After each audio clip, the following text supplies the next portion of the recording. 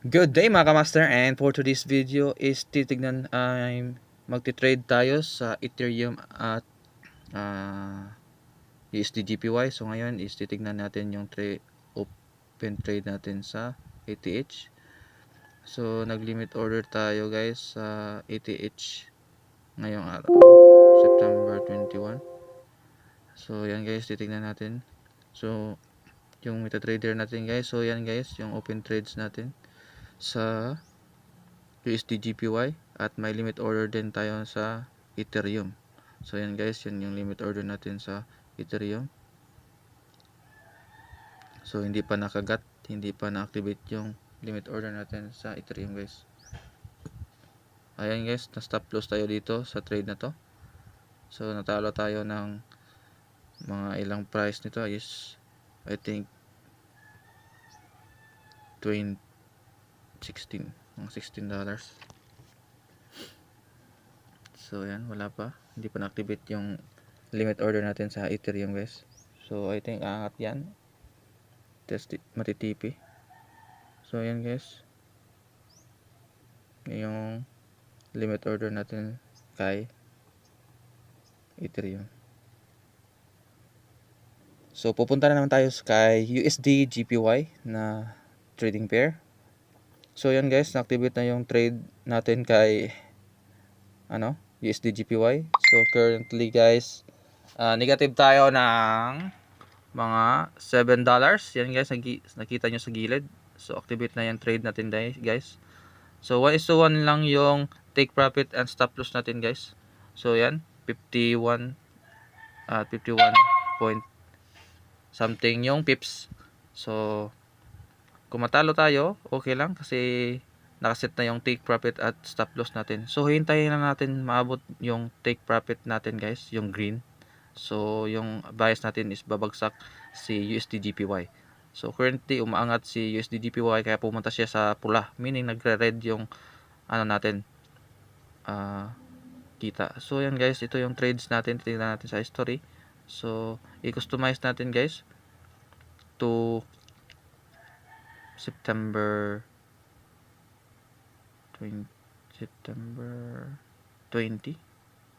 Okay guys, done.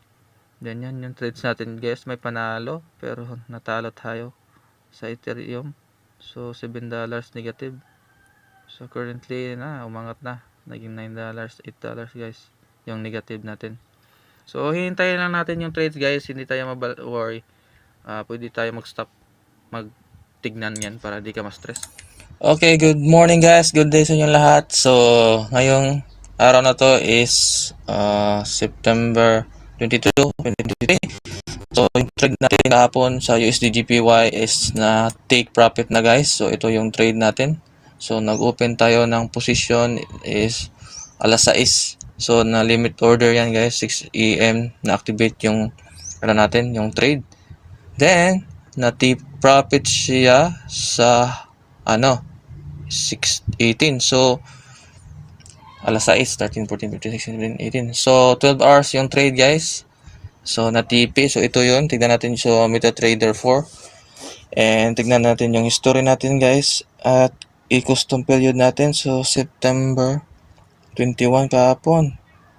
So, September 21. Yan. O, done.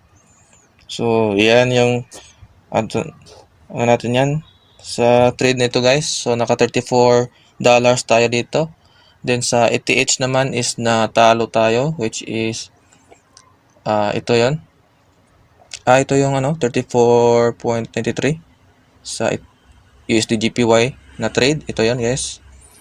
And tingnan natin yung trade natin sa Ethereum. So yan guys, ito yung sa Ethereum, talo tayo. Ito yon, dalawa na trade. $17.01. So mga almost $19. $19 yung talo natin sa Ethereum. Pero nanalo naman tayo sa ETH, which is yung panalo natin is $15 na lang guys. So okay lang. Then ngayon, nag-trade tayo sa ETH. Kailan to na? Kagabi pa to guys na trade. So, mantika na tayong matalo dito. Muntik na mag-SL. So, ngayon is umangat yung market. So, ito yung running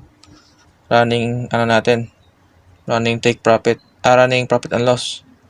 So, total niyan is $60 guys. Pwede na natin ito i-TP. Malaki-laki na yan. 3,000 pesos na yan guys. Pwede na. Pero pwede din natin paabutin sa take profit. Pero tignan natin yan. Tignan natin guys. Kasi malakas yung malakas yung volume guys. Oh. Grabe yung angat. So, I think di muna natin i-SL.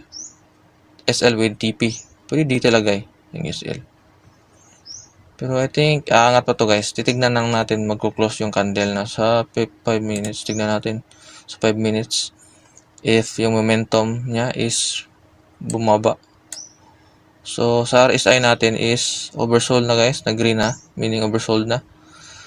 Then sa ano natin dito sa indicator natin, so nag-indicate na siya na parang babagsak na si market. Pero I think aangat pa to guys. So, titignan natin yung previous candle. Yun o.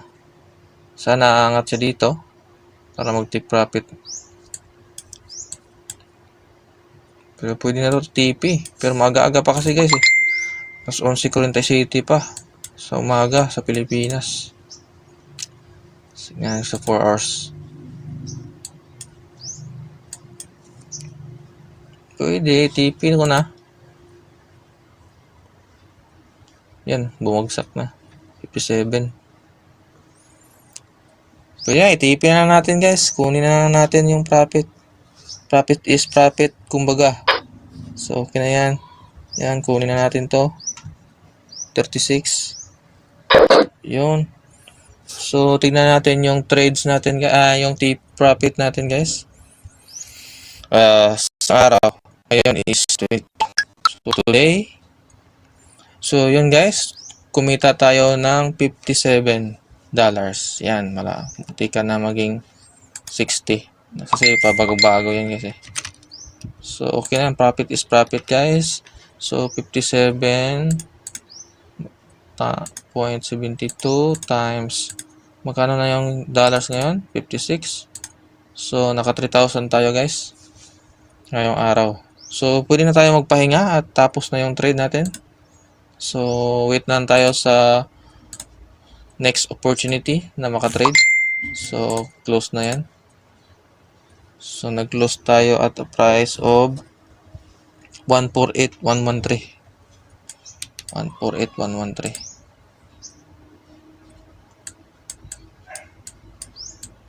So, i-mark natin yan guys. Na dito tayo nag-close.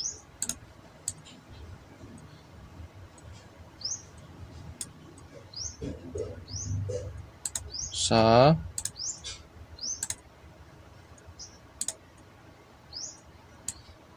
148,113.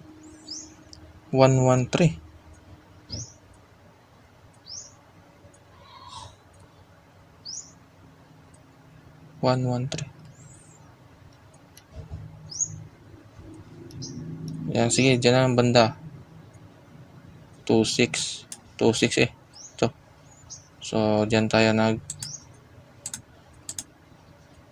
take profit na lang. Hindi natin pinabot dito guys. So, so that's it guys. Thank you for watching. So, tapos na tayo sa trade ngayong araw. So, wait na lang tayo sa next trade natin guys.